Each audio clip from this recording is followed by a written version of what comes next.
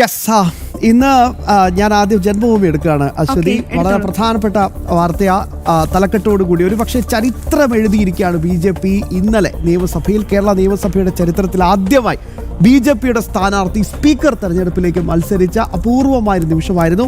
അത് തന്നെയാണ് ഏറ്റവും പ്രധാനപ്പെട്ട വാർത്തയായി ജന്മഭൂമി ഇപ്പോൾ കൊടുത്തിരിക്കുന്നത്. സഭയിൽ ചരിത്രമായി BJP സാന്നിധ്യം, സ്പീക്കർ സ്ഥാനത്തേക്ക് ആദ്യമായി BJPയുടെ സ്ഥാനാർത്ഥിത്വം, ജനങ്ങളുടെ ശബ്ദമാകുമെന്ന് BJP MLA മാർ. ഇതിൽ ഏറ്റവും പ്രധാനപ്പെട്ട പോയിന്റ് ഈ സ്പീക്കർ സ്ഥാനാർത്ഥി BB ഗോപകുമാർ ആയിരുന്നു. അശ്വതിയുടെ പ്രിയപ്പെട്ട അധ്യാപകന് കൂടിയാണ്. BB ഗോപകുമാർ ഈ തെരഞ്ഞെടുപ്പ് കഴിഞ്ഞ് തിരുവഞ്ചൂർ രാധാകൃഷ്ണനെ പ്രശംസിച്ചുകൊണ്ടൊരു പ്രസംഗം നടത്തിയിരുന്നു. അത് ഒരു 1.5 ക്ലാസ് പ്രസംഗമായിരുന്നു. പ്രിയപ്പെട്ട പ്രേക്ഷകർ അതൊന്ന് കാണണമെന്ന് ഞാൻ ഇൻസ്റ്റാഗ്രാം പേജിലുണ്ട്. തീർച്ചയായും ലക്ഷം പ്രേക്ഷകരാണ് അത് ഇതിനോടകം തന്നെ കണ്ടത്. ഒരു അസാധ്യ പ്രസംഗമായിരുന്നു. കാരണം അങ്ങനെയുള്ള ഇടപെടലുകളാണ് BJPയുടെ ഭാഗത്ത് നിന്ന് ഉണ്ടാകുക ഇനി എന്ന ഒരു സൂചനയും അദ്ദേഹം നൽകിയിട്ടുണ്ട്. മറ്റൊരു പ്രധാനപ്പെട്ട വാർത്ത, ഇപ്പോൾ പിണറായി ഗോവിന്ദൻ വധം നടക്കുകയാണ് പാർട്ടിയിൽ.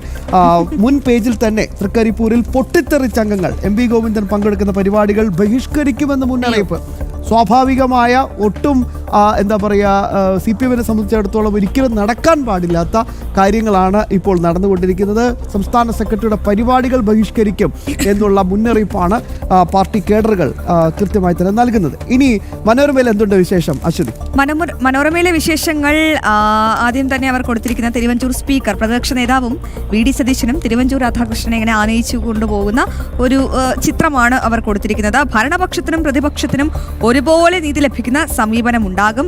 നിർഭയവും സ്വതന്ത്രവുമായുള്ള അഭിപ്രായ പ്രകടനത്തിന് അവസരം നൽകും. ജനാഭിപ്രായം പ്രതിഫലിപ്പിക്കുന്ന തരത്തിൽ നിയമസഭയെ നയിക്കും എന്നാണ് തിരുവഞ്ചൂർ രാധാകൃഷ്ണൻ പറഞ്ഞത്. പല സമയങ്ങളിലും കഴിഞ്ഞ 10 വർഷം സ്പീക്കറുടെ ഇടപെടൽ നമ്മൾ കണ്ടതാണ്. ഇതിന് മുൻപുള്ള സ്പീക്കർ അതുപോലെ ഇടപെട്ടാൽ ജനങ്ങളും നിയമസഭയിലെ പ്രതിപക്ഷവും പ്രതികരിക്കും. പ്രത്യേകിച്ച് 30ന്റെ പവറുള്ള 3 പേരെയാണ് BJP അങ്ങോട്ട് കയറ്റിവിട്ടിരിക്കുന്നത്. അപ്പോൾ അവർ കൃത്യമായി തന്നെ പ്രതികരിക്കും. ഇന്നലെ ഗോപകുമാർ അതിനെപ്പറ്റി കൃത്യമായി തന്നെ പറയുകയും ചെയ്തു.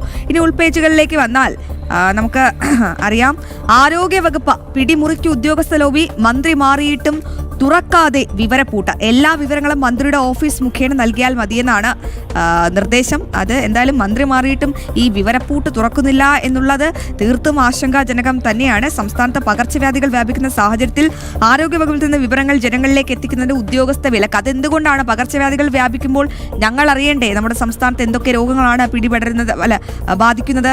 അതിന്റെ എല്ലാ കാര്യങ്ങളും ഞങ്ങൾക്ക് അറിയാനുള്ള അവകാശമുണ്ട്. എന്തുകൊണ്ടാണ് ഇത്തരത്തിലൊരു നടപടി എന്ന് കണ്ടു തന്നെ അറിയണം. ശ്യാം, എന്തായാലും നമുക്ക് സമയപരിമിതിയുണ്ട്.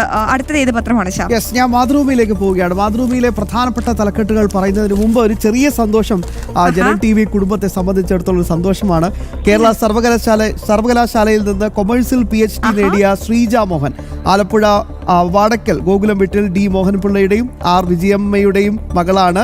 തിരുവല്ലം കുന്നന്താനം ചന്ദ്രാലയത്തിൽ അനൂപ് ചന്ദ്രശേഖരന്റെ ഭാര്യയാണ്. അനൂപ് ചന്ദ്രശേഖർ, പ്രിയപ്പെട്ട പ്രേക്ഷകരെ, ഞങ്ങളെ സംബന്ധിച്ചിടത്തോളം വളരെ പ്രധാനപ്പെട്ട ഒരു വ്യക്തിയാണ്. മറ്റാരുമല്ല, നമ്മുടെ ന്യൂസ് എഡിറ്ററാണ് ഡെസ്കിലെ അനൂപേട്ടൻ. നമ്മുടെ റൈറ്റ് സൈഡിലൊക്കെ കൃത്യമായി ഇടപെട്ട് നിലപാടുകൾ തുറന്നു പറയുന്ന ആളാണ്. എനിക്ക് തോന്നുന്നു നമ്മുടെ റൺ ഡൗണിന്റെ ബ്രെയിൻ എന്ന് വേണമെങ്കിൽ അനൂപേട്ടനെ വിശേഷിപ്പിക്കാം. അനൂപേട്ടന്റെ പ്രിയ പത്നിയാണ്.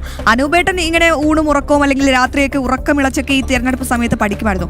അതിനേക്കാൾ മിടിക്കാണ് ഭാര്യ എന്ന് പറയുന്നത്. ഭാര്യ ഗർഭകാല സമയത്തും എനിക്ക് തോന്നുന്നു കഷ്ടപ്പെട്ടിരുന്ന് പഠിച്ചാണ് ഈ PhD സ്വന്തമാക്കിയത്. കഠിനാധ്വാനത്തിന്റെ ഫലം. അനൂപേട്ടന്റെ പ്രിയപ്പെട്ട ശ്രീജ ചേച്ചിക്ക് ഒരു വലിയ അംഗീകാരം ലഭിക്കുന്നു. ഞങ്ങളും അത് ഭയങ്കരമായി സന്തോഷിക്കുകയാണ്. ആശംസകൾ ശ്രീജ ചേച്ചി. അങ്ങനെ ഇനി പ്രധാനപ്പെട്ട വാർത്ത നോക്കുകയാണെങ്കിൽ UAPA കേസുകളിലെ ജാമ്യം വിയോജിപ്പിനെ തുടർന്ന് വിശാല ബെഞ്ച് എന്ന വളരെ പ്രധാനപ്പെട്ട ഡൽഹിയിലെ വാർത്തയാണ് ആദ്യമായി നല്ല രീതിയിൽ മാതൃഭൂമി പ്ലേസ് ചെയ്തിരിക്കുന്നത്. മറ്റൊന്ന്, നേരത്തെ പറഞ്ഞതുപോലെ ഈ തിരുവഞ്ചൂര് VD സതീശനെ പൊട്ടിച്ചിരിക്കുന്ന ഒരു ഫോട്ടോ കൂടി മാതൃഭൂമി കൊടുത്തിരിക്കുകയാണ്. ചിരി ഉണ്ടാകുമെന്ന് കാത്തിരുന്ന് കാണാം. എന്തായാലും നമുക്ക് ആശംസിക്കാം.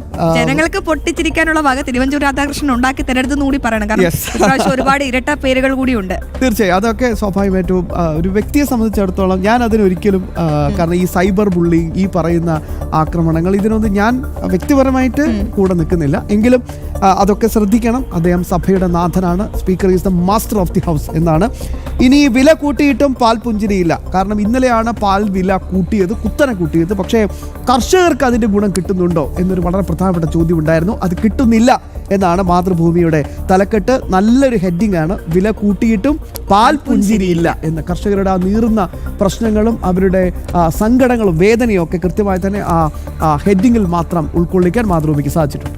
ശരി, കേരള കൗമുദിലേക്ക് വളരെ പെട്ടെന്ന് പോകാം. സൗജന്യ നിരക്കിൽ കേന്ദ്രം തരും 950 ഈ ബസ്സിന് സംസ്ഥാനം. ഡ്രൈവറും ശമ്പളവും ബസ് കമ്പനി നോക്കും. അപ്പോൾ ഈ ബസ് ഓട്ടിക്കാൻ നിർദ്ദേശിച്ച നഗരങ്ങൾ വളരെ പെട്ടെന്ന് പറഞ്ഞു പോകാം. കൊച്ചി, കോഴിക്കോട് 150 വാഹനങ്ങൾക്കും, തിരുവനന്തപുരം, കൊല്ലം, തൃശൂർ, മലപ്പുറം, കണ്ണൂർ നഗരങ്ങൾക്ക് 100 വീതം, ചേർത്തല, കായംകുളം, കോട്ടയം നഗരങ്ങൾക്ക് 50 വീതവും. അതായത് സൗജന്യ നിരക്കിൽ കേന്ദ്രം അങ്ങോട്ട് തരും 950 ഈ ബസ്. നന്നായി അങ്ങോട്ട് കേരളം ഓട്ടിച്ചേക്കണം. അത് തന്നെയാണ്.